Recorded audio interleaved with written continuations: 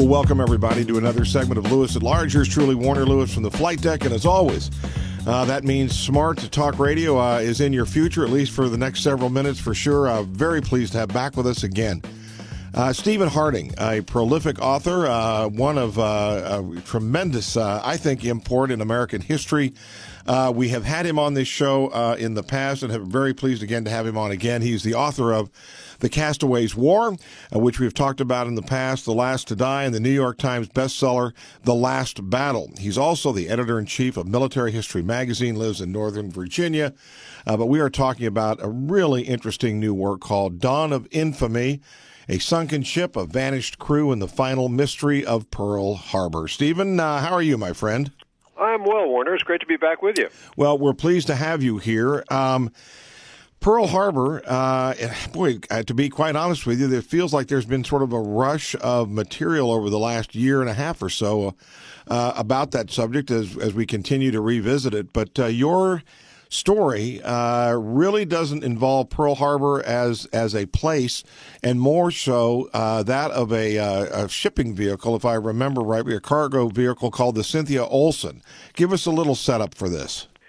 The background on the story, Warner, is on December 7th, 1941, Pearl Harbor attack day, a small Army-chartered cargo vessel, the Cynthia Olsen, was carrying a cargo of sawn timber from Seattle to Honolulu when it was attacked and sunk by a Japanese submarine, the I-26. The mystery that's always sort of swirled around the Cynthia Olsen concerns the fact of, was she indeed the first American victim of the Japanese during the Pacific War? The second part of that mystery is what happened to her crew, because they vanished. I started looking into this story several years ago because, as you and I have spoken before, I'm really fascinated by the lesser-known stories of World War II. But I also like to find stories that have a possible larger import. And the story of the Cynthia Olsen does, because if, in fact, she was sunk before the Japanese attack on Pearl Harbor began, would that have changed the course of that battle and, by extension, the course of the war in the Pacific? And also, I'm always interested in stories of service members, and in this case, there were 2 soldiers and 33 merchant mariners who simply vanished off the face of the earth. And I really like to get into that sort of mystery. All right, I have a question for you. According to this, I see the Cynthia Olsen and its crew vanished about 1,100 miles northeast of Honolulu. Is that where the Japanese would have been coming from? No, the Japanese were coming from a different direction towards Hawaii, but this particular submarine, the I-26, was one of 27 Japanese submarines that were part of the larger Pearl Harbor attack fleet, right, which was known in Japanese as the Kido Butai. Okay. And I-26 had actually come down from the Aleutians, where it had been patrolling American bases in the Aleutians. And so that's what put it to the east of Hawaii and just, about halfway off the west coast of the United States. Do you have off the top of your head who owned that cargo ship? Do you have which company? I do. It actually belonged to the Olsen Steamship Company of San Francisco. It was one of the leading shipping operations on the West Coast that dealt primarily with wood and paper products, both up and down the coast and sort of internationally from the United States to South America. And they picked up these Army contracts to ship sawn lumber to Hawaii. The purpose of that lumber, of course, was to build the barracks and the fortifications that the United States was putting in place to, just in case war broke out in the Pacific, as of course it did. Is it typical? Maybe it is, but for some reason I would think it wouldn't be, or this would happen more often, that regardless enemy or not, that they would fire on a cargo ship. The idea of firing on cargo ships before the declaration of war was not unusual. The Germans, if you remember, well before the United States entered World War II in 1941, had attacked and actually sunk American and other neutral ships off the east coast of the United States. The idea of, a submarine suddenly torpedoing a cargo vessel is also familiar from World War I, when the idea of unrestricted submarine warfare really was born. And bear in mind, Warner, that the United States, once we got into World War II, our submarine fleet practiced unrestricted submarine warfare. Yeah. What about, okay, so in this, you're saying approximately, again, if Pearl Harbor happened in the early morning, it was daylight, but just barely daylight. You're saying even earlier than that, sometime after midnight, basically, is when this ship was attacked. The timing of it is really the crux of the story. Without giving too much away, because I think it's a great little mystery that I think I've managed to solve. But the Cynthia Olsen was tracked by the I-26 from midnight on December 6-7 until early in the morning hours. Now, when exactly the submarine attacked is really at the heart of this book. And again, was it before the rest of the Japanese fleet attacked Pearl Harbor and other sites on Oahu, or was it after? And again, the reason that would be important, because if the captain of I-26, he was a career Japanese naval officer named Minoru Yokota, had he torpedoed or sunk Cynthia Olsen by gunfire before the attack on Pearl Harbor, it would have been a huge violation not only of his orders, but it would have run the risk of alerting the Americans that something was about to happen. And so in dealing with the timing of the attack, and the attack itself is documented to a certain extent, because we have messages that were flashed by radio from the ship while it was being attacked. We have messages that from both the ship and from other vessels in the area that were received both in the United States and Hawaii. But the times are all slightly different, because one of the aspects of this mystery, Warner, is that the time zones in 1941 were slightly different than they are now. So Hawaii was sort of in a little bulge of one time zone into another. So it was not exactly the same as it is now. And that one little fact has confused a lot of historians and journalists over the last 75 years. But I believe I found what I think is a pretty straightforward way to explain the timing of all this by using what's called Greenwich Mean Time. And that's something that I go into in the book.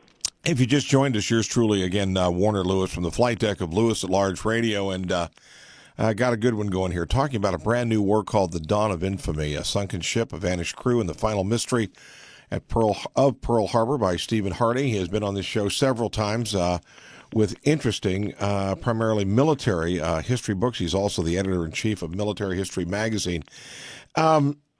Okay, Stephen, this is a private cargo ship. It's been hit. It sends out a distress signal. Its communications undoubtedly not as sophisticated, probably, as a military vehicle, but who picks up that signal and what is their reaction to it? When the Cynthia Olsen was chartered by the U.S. Army to carry lumber from the United States to Hawaii, the Army put aboard two soldiers. One of them was a 24-year-old medic named D. Davenport, and the other guy was a 25-year-old radio operator named Sam Ziskind. So when the Cynthia Olsen was attacked by the submarine I-26, Sam Ziskind kept his head, and he put out what was called an SSS message, which means we are under attack by a submarine. Now, that message was picked up by a variety of different places. One of them was aboard in the radio room of the ocean liner Lurleen of the Matson Line, which had left Honolulu on its way back to San Francisco the day before. They picked up the message in real time, and the radio operator aboard the Lurleen forwarded that message to various places on the West Coast, and he also sent it back to Navy authorities in Hawaii, because this is obviously, huge news. There's a cargo ship being attacked.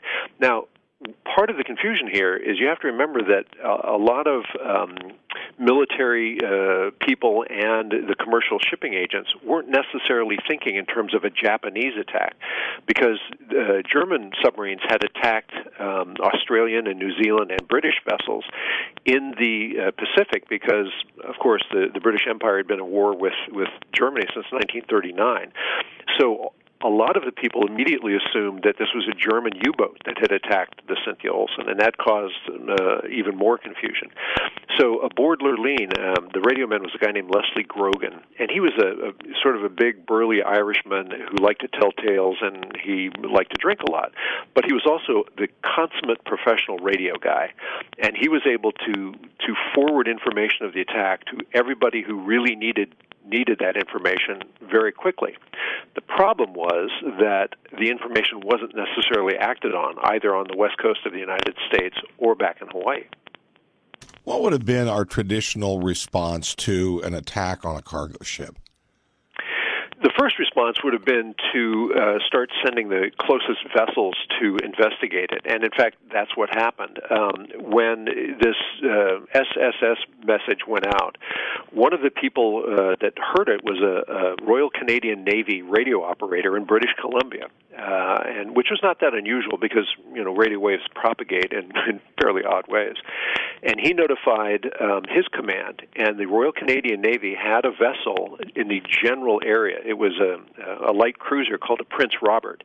It was on its way from Hong Kong back to British Columbia after having escorted a convoy of Canadian troops to Hong Kong, all of whom were either killed or captured when the city later fell to the Japanese. So that vessel was told to go, look into this because it ultimately was the closest vessel but for the Lurleen. Now, the reason the Lurleen didn't go back and look is because she was carrying several thousand civilians, and a big important vessel later played a major part in transporting troops during World War II. And the captain of the Lurleen was a gentleman named Charles Bernson, who was not only the captain of the ship, but he was also the commodore of the Matson Line. And he was under strict orders to not turn around for any reason. If anything happened, he blacked out the ship and just surged on for San Francisco, which is what he did. So the Canadian light cruiser, the Prince Robert, was essentially going to be the first ship on the scene. To the best of your knowledge, how was the Cynthia Olsen? Was it unique, meaning it was one of maybe just a very few number of cargo ships hauling things specifically for the military and for the government, or were there literally lots and lots of them and they just happened to be the one that got it? At that point, the United States was not officially in the war. There were an increasing number of vessels were being chartered by the U.S. government to carry primarily supplies to Hawaii, but also to carry troops and supplies and dismantled aircraft from the United States to the Philippines, because the United States was trying to reinforce both the Hawaiian Islands and the Philippines. There were just in the few days before Cynthia Olsen left San Francisco to go up to Seattle to pick up the wood that she was going to carry to Hawaii, there was a varying number of American troop ships that set out from San Francisco for the Philippines, carrying what ultimately was several thousand people. The sea lanes between Hawaii and the west coast of California were not as busy as they are today with container ships and so on, but they weren't deserted. And I think it just happened to be very poor luck on Cynthia Olsen's part that she was the first ship that the I-26 saw. In your, and again, we've talked about this a little bit, but okay, obviously it begs the question, do you believe that it was part of the overall plan and that these subs were helping to reinforce the attack on Pearl Harbor and they were told anything American, sink it? Essentially, yeah. The I-26, and there were a couple of other submarines, were acting as sort of a screen halfway between the U.S. and Hawaii. And their orders were, once the attack on Pearl Harbor had taken place, if you see any American warships or any vessels racing to the Hawaiian Islands, presume that they are now enemy and sink them. So Minoru Yokota, the captain of I-26, was acting within his orders to do what he did. Yes. Let me drift off topic here just a little teeny bit. Every time we do a show that even the words Pearl and Harbor are put together, I get asked this afterwards. I will ask you this. In your opinion, and you've done a lot of research, did the United States government, did specifically Franklin Roosevelt know in advance of plans for an attack? And if he did he know the date or did he know dates? And if he did, in your opinion, again, definitively, why was nothing done? As you well know, Warner, dozens, if not scores of books have been written about this same idea. Right. And I will tell you what we know for certain. We do know for certain that the United States had been drafting war plans every couple of years since the turn of the century, since about 1910, 1912. War plans that anticipated a Japanese expansionist policy in the Pacific. American war planners always assumed that the Japanese would attack the Hawaiian Islands. It was a logical assumption that because the Hawaiian Islands were increasingly important, first as a coaling station for the U.S. Navy, and then from about a year before the actual attack on Pearl Harbor, it was the headquarters of the U.S. Pacific Fleet, which had moved from San Diego. Obviously, the Hawaiian Islands were going to be a target. As to the specific date of the attack, there were intelligence indications that the Japanese were planning something. I personally do not believe that Franklin Roosevelt knew specifically that an attack was imminent and chose to ignore it for reasons of bringing the United States into the war, simply because by doing that, he would have run the risk of losing the one major weapon that the United States would have needed immediately to fight that war, which was the U.S. Pacific Fleet. There is, of course, the question of, all of the carriers happen to be at sea. They were all on missions that had been, planned weeks, sometimes months in advance, carrying aircraft to distant islands, being on patrol. Will we ever be able to answer that question 100% definitively? I don't think so, because if, in fact, there was some sort of, effort at the presidential level to do something like that, I don't think there would have been documents or records left of that decision. I personally don't think that's what happened, and I think the evidence that we have now kind of supports the idea that while the Roosevelt administration and the American military assumed that the Japanese would at some point attack Pearl Harbor, the actual attack itself was a complete surprise.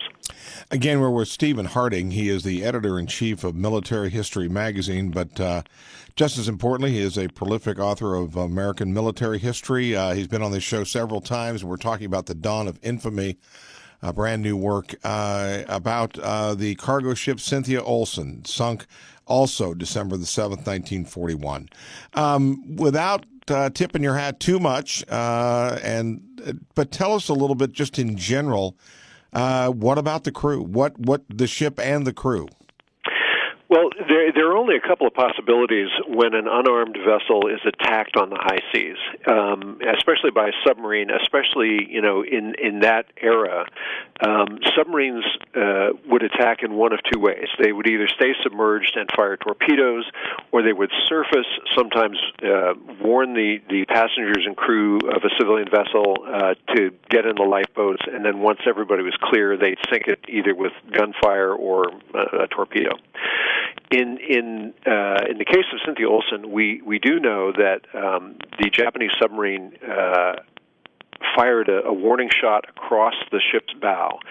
The master of Cynthia Olsen was a 64-year-old merchant captain named Bert Carlson. This guy, to call him a master mariner doesn't say anywhere near enough. He was the ultimate sailor. He'd sailed everywhere. He knew everything, and he was a veteran of World War I. So when a submarine suddenly surfaces and fires across your bow, he was one of those guys who knew enough not to argue with it. So he brought the ship to a stop, and he ordered the men into the lifeboats. He also ordered Sam Ziskind to send out this Triple S message. At that point, we do know that the Japanese, once the lifeboats, and there were only two of them, once the lifeboats were clear of the vessel, and there's actually a photograph of the ship right after the Japanese started firing at it with their deck guns, because they'd fired a couple of torpedoes, but the torpedoes that the I-26 had at that point were not the really sophisticated ones that the Japanese had in other areas. These were sort of old, tired-out torpedoes, and they missed the Cynthia Olsen a couple of times, so they decided to sink it with deck gun fire. We know that it took a lot of rounds to sink the ship. The amount of time it took to do that has been estimated in various directions. I think I know how long it took. And then you have these crewmen who, if in fact they were in the boats, this is where the mystery sort of starts. Later in the war, Japanese submarine crews were well known for machine gunning sailors in lifeboats or in the ocean in life jackets. It was something that happened repeatedly, and after the war, several Japanese captains were tried for war crimes for doing that. So we have to think about a couple of different things that could have happened to the crew. They would have been machine gunned to death right there, and they're all dead and gone. They would have tried to reach land, which no matter which direction they headed, that would have been a very difficult idea. Or they might have been taken aboard the submarine as captives, and that was also known to have happened during the war. The one thing that I look into in the book that I don't think has been dealt with before, this attack took place in a part of the Pacific Ocean, which is known as the North Pacific Gyre. It still exists. It's a huge current that rotates in the central part of the Pacific between the United States and Hawaii. And your audience may know it, Warner, as the Great Pacific Trash Dump, because in modern times there is a big, essentially Texas-sized pile of trash that is gathered in that part of the ocean because of the circular current, and it's an environmental issue that several nations are trying to deal with. The current circulates endlessly, and it is entirely possible that anybody in a lifeboat trying to get anywhere would have been caught up in that circulation. So in the book, I try to examine each of those possibilities, and then I give my opinion of what I think actually did happen. Well, it is a fascinating read and a story that, I was not familiar with until I saw this.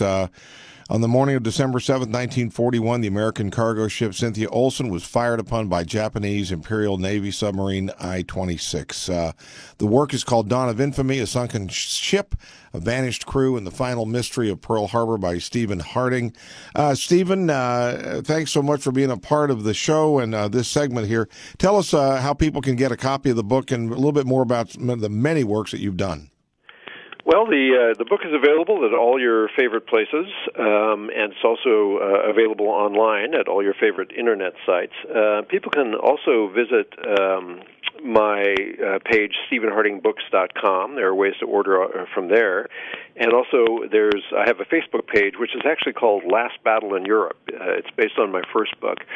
As we mentioned, I think earlier, two books, The Castaways War and The Last Battle, are currently in the process of being turned into motion pictures. And I have to tell you, Warner, quite honestly, I can't wait to see them both, because I think they're both great stories.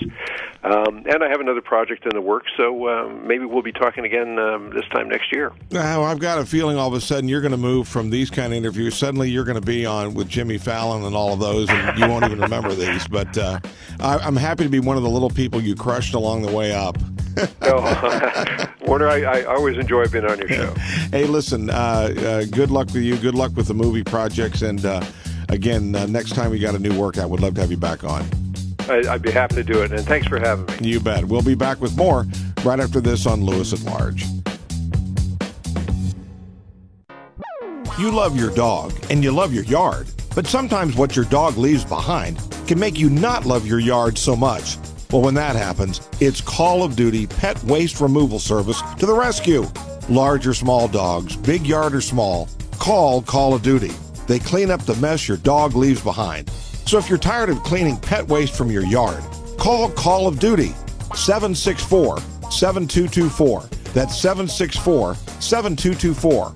Prompt, effective, courteous services on the way. Your yard is left clean and waste-free.